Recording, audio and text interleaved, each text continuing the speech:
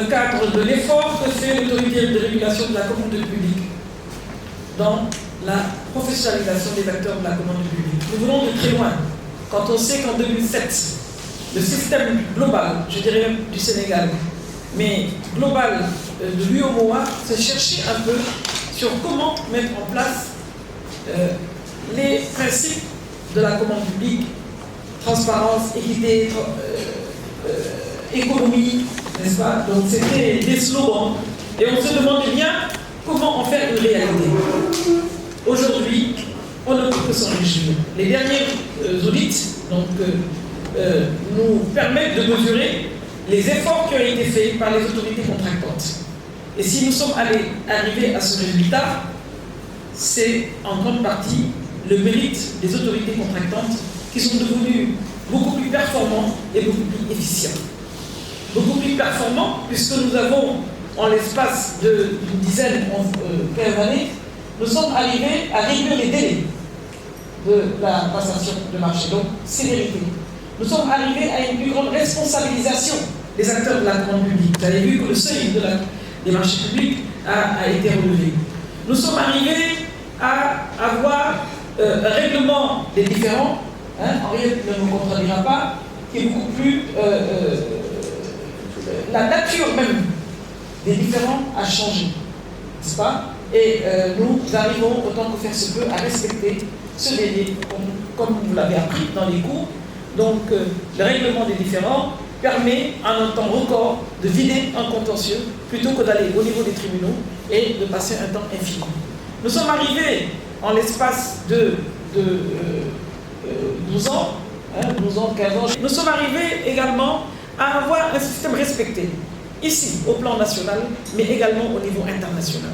Ici, au plan national, je pense que c'est pour ça que vous êtes venus, c'est pour ça que vous êtes avec nous, n'est-ce pas? Et c'est pour ça que nous sommes contents que vous soyez également les porte-étendards de tout cet effort qui a été fait au niveau de la commande publique.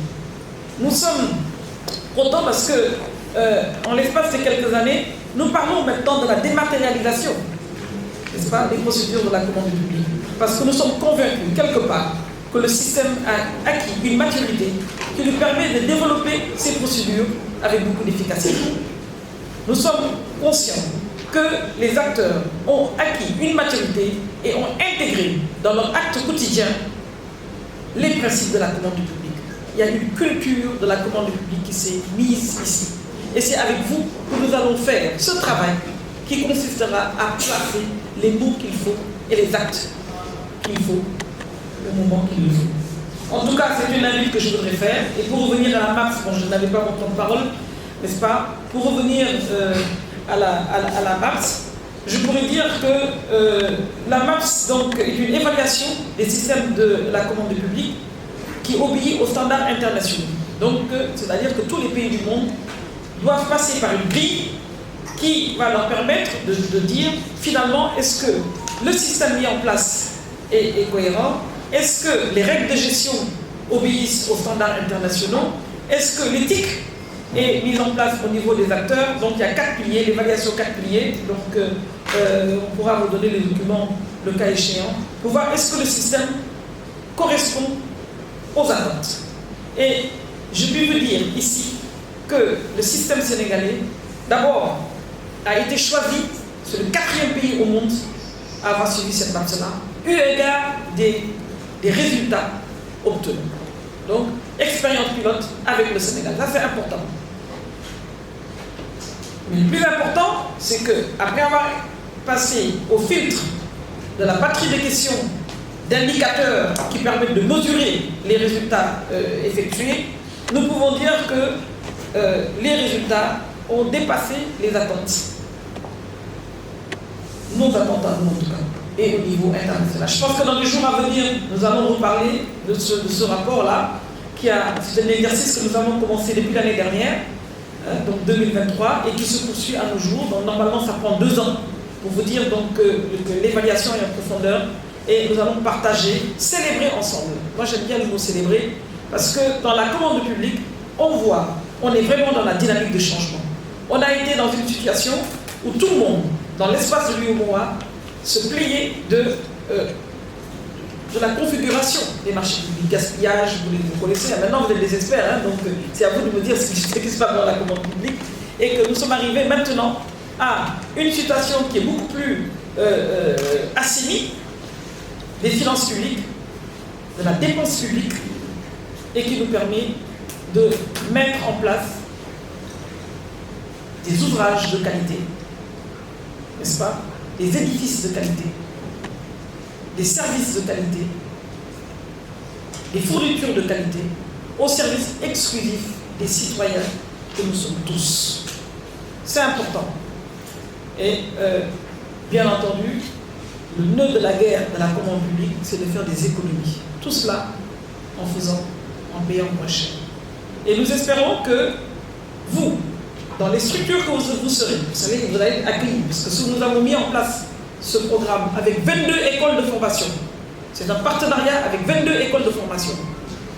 Si nous avons mis en place ce programme-là, c'est pour vous aider à vous insérer de manière beaucoup plus équitable au niveau de la commande publique. Nous allons faire le pari, et pour cela, nous avons besoin de vous. Nous avons besoin que vous soyez nos représentants dans ces structures. Nous avons passé 6 mois à vous former. Il est important que lorsque vous serez dans ces structures, de montrer toute l'agilité intellectuelle qui a été la vôtre au niveau de ce parcours-là. C'est très important. Vous êtes des pionniers, il ne faut surtout pas l'oublier. Si vous arrivez par un comportement négatif au sein de la commande publique, ça va rejaillir sur toutes les autres promotions qui viendront après. Sur vous-même d'abord, mais également sur les autres. Si vous arrivez à montrer que vous avez les aptitudes, vous avez les compétences, vous avez l'agilité intellectuelle à faire les bons gestes qu'il faut au moment qu'il faut, je pense que nous ne pourrons que nous en réjouir. Parce que notre pays, comme l'a dit tantôt M. Diaw, nous avons besoin de cela. C'est une invite, et c'est pour ça que nous avons voulu, au cours de notre réunion d'aujourd'hui, de rehausser toute la formation par le cours sur l'éthique. Sans éthique, on ne peut pas avancer. Le développement, ce n'est pas des vœux pieux. Le développement, c'est un comportement, c'est un savoir-faire. C'est moi-même qui ai envie de faire quelque chose pour ma communauté. Dans le système anglo-saxon, on vous demande qu'est-ce que vous avez fait pour votre communauté. Vous avez réussi, d'accord, mais qu'avez-vous fait pour votre communauté? Nous, acteurs de la commande publique, nous dirons que nous avons fait la réglementation, nous avons appliqué les procédures pour que les bâtiments sortent, pour que nous puissions construire des centres de formation, pour que nous puissions construire des hôpitaux, des dispensaires, que l'agriculture se passe mieux, que l'eau se porte mieux, etc., etc. Et c'est vous qui allez le faire, ce n'est pas nous. C'est vous. Nous avons fini de vous former. C'est vous maintenant qui allez prendre en charge votre destin pour poser les actes qu'il faut. En tout cas, c'est l'invitation que je vous fais.